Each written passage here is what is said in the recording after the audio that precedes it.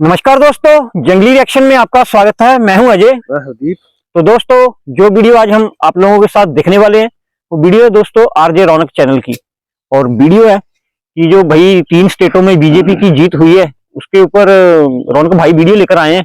बड़ी funny video है। तो चलिए दोस्तों, पहले देखते हैं वीडियो और बाद में करेंगे अपना रिव्यू। तो दोस्तों करते हैं वीडियो स्टार्ट। 3, 2, 1। रिजल्ट के बाद ये वीडियो बड़ा वायरल हो। पहले आप वीडियो देखो, फिर उसके बाद बात करते हैं। दिखाओ दिखाओ दिखाओ। ये तो होता रहता है। सुनाइए भाई, देश आप लोगों को देख रहा है। कहाँ रहो? आप लोग मेहनत बहुत की है, लेकिन गजब इसने भी बनाया, सैल्यूट है बॉस। लेकिन दोस्तों, जैसे चिड़िया दाना चुगती है, पंछी गीत गाते हैं, सूरज पूरब से उगता है, उसी तरह कांग्रेस पार्टी चुनाव हारती है। 4 राज्यों में विधानसभा चुनाव के नतीजे आ चुके हैं और कांग्रेस अच्छे बच्चे की तरह 4 में से 3 राज्यों में चुनाव हारकर पहली फुर्सत में घर जा चुकी है। वैसे कुछ लोगों का कहना है कि 3 राज्यों में चुनाव हराकर बीजेपी ने कांग्रेस पर बड़ा एहसान किया है, क्योंकि अगर गलती से कांग्रेस फिर से राजस्थान और छत्तीसगढ़ जीत जाती तो यह बेशर्म सवाल फिर से उनके सामने खड़ा हो जाता कि इन राज्यों में सीएम किसको बनाएं। क्योंकि अगर वो राजस्थान में गहलोत को सीएम बनाती तो सचिन पायलट नाराज हो जाते, पायलट को बनाती तो गहलोत अपने चंपुओं को छू बोलकर राहुल गांधी के ऊपर छोड़ देते। गलती से छत्तीसगढ़ में जीत जाते तो टीएस सिंहदेव कहते कि अब की बार तो हम ही सीएम बनेंगे। सीएम बनने के नाम पर सिंहदेव भूपेश बघेल बुरी तरह से आपस में लड़ते, दोनों नाराज हो जाते, नाराज होकर राहुल गांधी के पास जाते और राहुल गांधी ये बोलकर उन्हें वहां से दौड़ा देते कि निकलो यहां से, तुम्हें सीएम बनने की पड़ी और यहां 2 घंटे से मेरा लूडो में 6 नहीं आ रहा है। खत्म। कुल मिलाकर एक आधा इलेक्शन जीतने के चक्कर में राहुल बाबा के दिन रात का चैन छिन जाता। कभी वो वीडियो गेम खेल रहे होते तो लोग उन्हें अपनी सरकार के कैबिनेट फॉर्मेशन को लेकर डिस्टर्ब करते। वो थाईलैंड की धार्मिक यात्रा पर जाने वाले होते तो लोग उन्हें याद दिलाते कि बाबा उस दिन तो छत्तीसगढ़ में शपथ ग्रहण समारोह है। ये सुनते ही बाबा का मूड खराब हो जाता और वो गुस्से में आकर ये कह देते कि यार तुम लोग मुझे यूं डिस्टर्ब करोगे ना तो मैं आगे से कांग्रेस को कोई भी चुनाव नहीं जितवाऊंगा। ये सुनते ही सामने खड़े कांग्रेस कार्यकर्ता की हंसी छूट जाती और इसके बाद वो कार्यकर्ता और राहुल बाबा दोनों आधे घंटे तक खूब हंसते। इस तरह अपने ही कार्यकर्ता के साथ अपनी ही बेवकूफी पर हंसकर राहुल बाबा शर्मिंदा हो जाते, लेकिन ऊपर वाला राहुल बाबा को यूं एम्बैरेस नहीं करना चाहता था। इसीलिए उसने छत्तीसगढ़ से लेकर मध्य प्रदेश और राजस्थान तक पार्टी का सुपड़ा साफ करके राहुल बाबा को इस शर्मिंदगी से बचा लिया है। इसलिए अब वो बड़े आराम से वीकेंड पर एनिमल और सैम बहादुर देख सकते हैं। इसी तरह अगर पार्टी मध्य प्रदेश में हार गई तो कमलनाथ साहब के लिए भी इससे अच्छी बात और क्या हो सकती है। सुना है पूरे इलेक्शन में कमलनाथ जी 10 बजे रैली करने घर से निकलते थे और 1 बजे वापस आ जाते थे।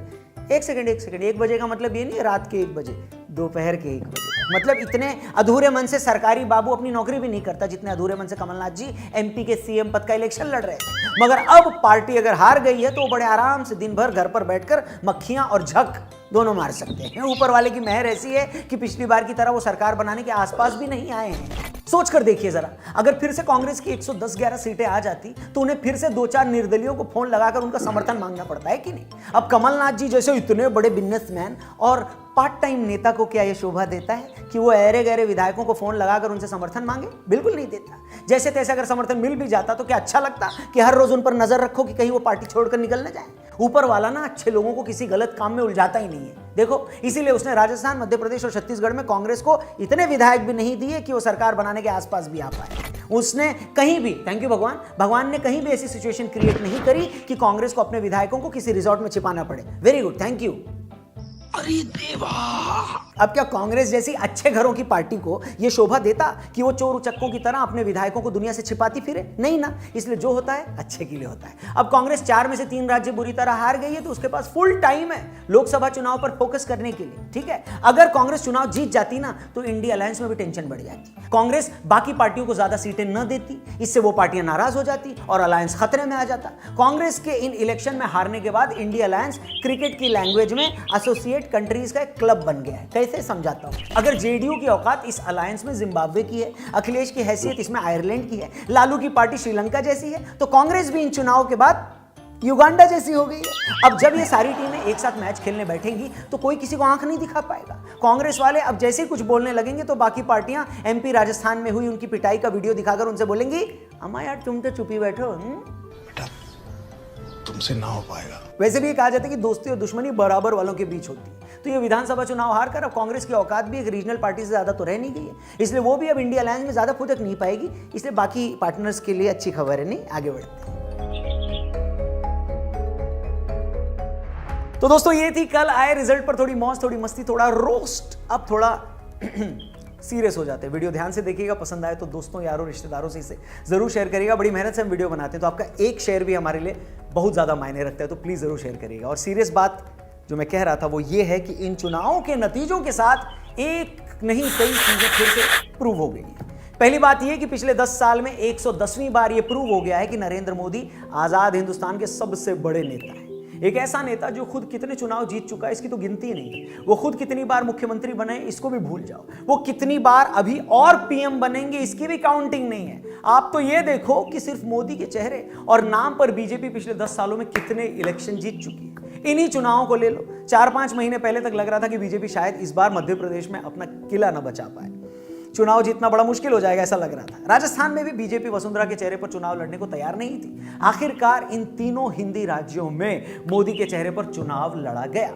मोदी जी ने हर जगह जाकर कहा कि मैं आपको मोदी गारंटी देता हूं कि आप हमें चुनिए और काम होगा। मोदी गारंटी एक ऐसा शब्द बन गया जिसने एक वक्त एमपी में हार रही बीजेपी को राज्य में 2/3 सीटें जितवा दी। मोदी गारंटी एक ऐसा रामबाण शब्द बन गया कि बीजेपी राजस्थान में बिना कोई सीएम प्रोजेक्ट किए ही आराम से सत्ता में आ गई। और मोदी जी का ही जलवा था कि जिस छत्तीसगढ़ के लिए किसी ने सोचा भी नहीं था कि बीजेपी वहां पर भी सत्ता में आ सकती है, वहां भी जीत गई। बेशक मध्य प्रदेश में मामा जी की खुद की छवि भी अच्छी थी। उन्होंने खासतौर पर महिलाओं के लिए अच्छी बड़ी योजनाएं चलाई। वो योजनाएं भी काफी पॉपुलर हुई। महिलाओं को हर महीने पेंशन या भत्ता की पॉलिसी भी खासी लोकप्रिय हुई। मगर इन सब बातों के ऊपर सिक्का तो मोदी जी के चेहरे का ही चला।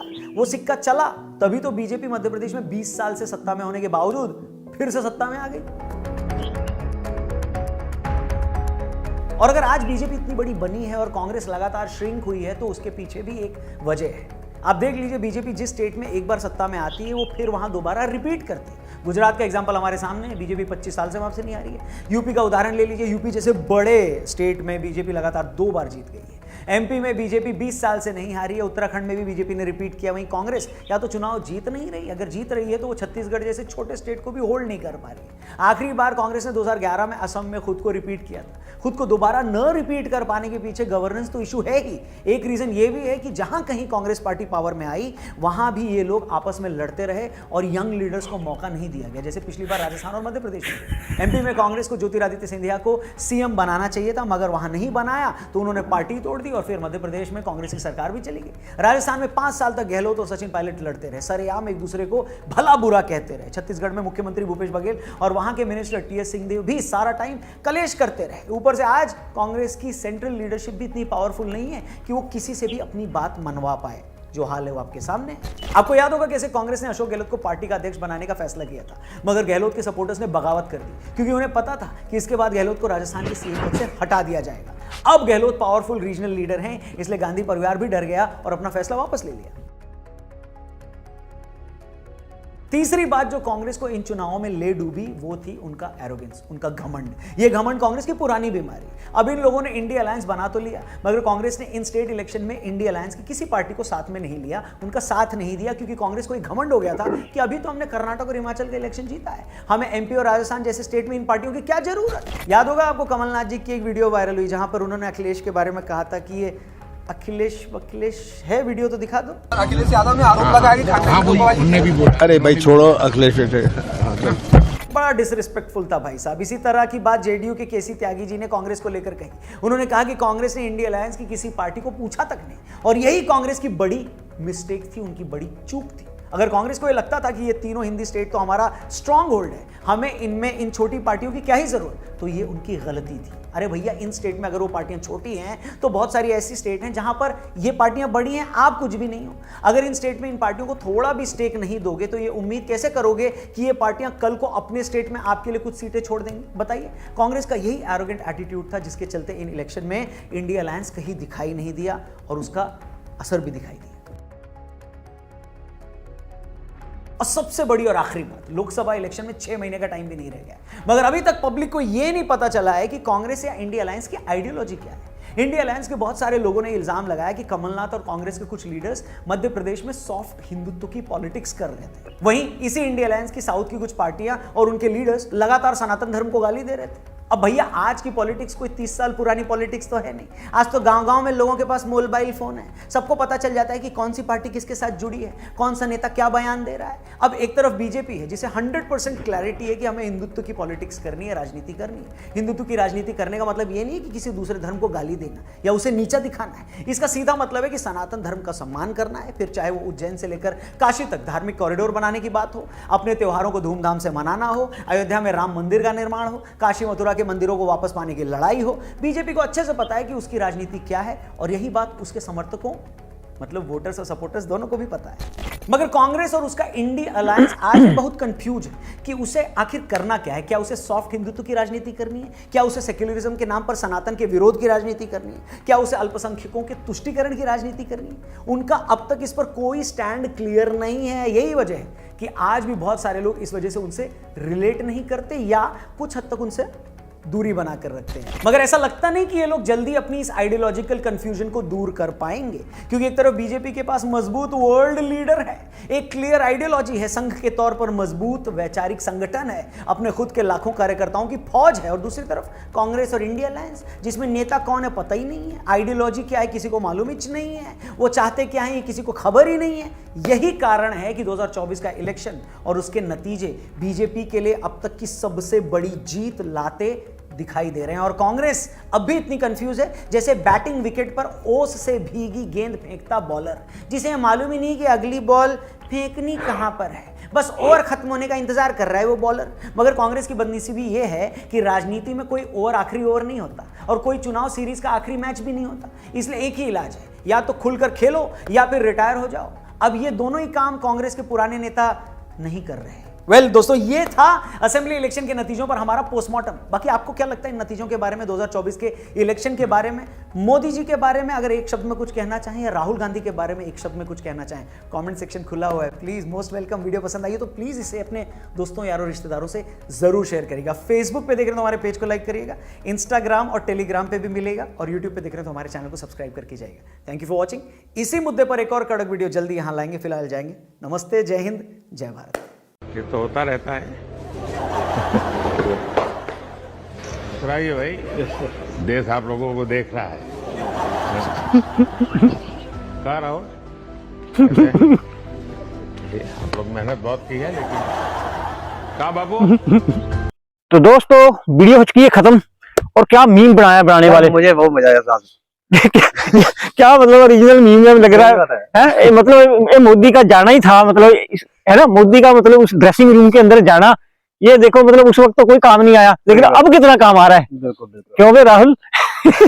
बका मेहनत तो बहुत की मैंने, लेकिन मेहनत की ना रंग नहीं लाती है। मुझे जो लग रहा है ना, जो कांग्रेस की हारने की वजह, एक तो जो हिंदू फोबिया इसको चढ़ गया ना, कांग्रेस को बहुत ज्यादा हिंदू फोबिया है, सनातन को गाली देना इनको शौक है वैसे ना। वही ना, एक तो ये वजह है, दूसरी की इनमें से कोई ऐसा इंसान नहीं है जिनका कोई चेहरा साफ हो। सही बात है, मतलब किसी को बनाएंगे। अरे राहुल गांधी होना तो चाहिए, राहुल गांधी पूरा मतलब। तीसरी बात बता दूं मैं, जो इन्होंने मोदी को क्या बोला था, पनौती, ये इनको ले डूबी सभी। सही बात है। दुनिया भाई अभी पढ़ी लिखी है, सही बोल रहे थे भाई कि सभी के पास मोबाइल है, सबको पता लगता है कि कौन क्या कर रहा है। और राहुल गांधी पूरा 5 साल अडानी अंबानी करता रहा है, और कोई काम ही नहीं इनको यार। मतलब आप दुनिया नहीं समझती कि मोदी ने अपना घर परिवार सारा छोड़ दिया हुआ है, वो अडानी अंबानी का क्या करेगा वो, बिल्कुल है ना। मतलब देश की यार पावर है, वो देश को चलाते हैं, बिजनेस उनका इतना है। और सही बात है, अडानी को अगर कोई मतलब देते हैं, अडानी को कुछ फैसिलिटी देनी पड़ती है, क्योंकि वो देश के कोई 50 लाख बंदे को नौकरी दे रखी है उसने। 50 लाख बंदे को नौकरी दे रखी है, और अपना क्या बोला, टैक्स कितना आता है उसमें, मैं वही तो बता रहा हूँ, 11 करोड़ों रुपए का टैक्स। चलो छोड़ो, तो अलग बात है, लेकिन मतलब मेरा कहने का कि राहुल गांधी पूरे 5-7 साल में पहले अडानी अंबानी करता रहा है, कि तुम थोड़ा पब्लिक पे भी ध्यान दे, और जब पब्लिक में आता है तब बोलता है कि तुम लोग अंधभक्त हो, तुम ये हो वो हो। अंधभक्ति का क्या मतलब है, मतलब काम किया उसने, पब्लिक भी तो गुस्सा मानती है ना, क्यों तुम लोगों ने भी 60 साल राज किया, तुम लोगों ने क्या कर लिया। मोदी के राज में भी जैसे मर्जी है भाई, पिछले 2-4-5 साल से आटा तो फ्री मिल ही रहा है ना, मतलब हर एक 80 करोड़ लोगों को, यार 80 करोड़ लोग एक बंदे को, मतलब बहुत होता है ये। और 10 तक मतलब कितना कितना राशन मिलता है आप देख लो, पूरे इंडिया में मिलता है। तो इसने काम करके दिखाया भाई।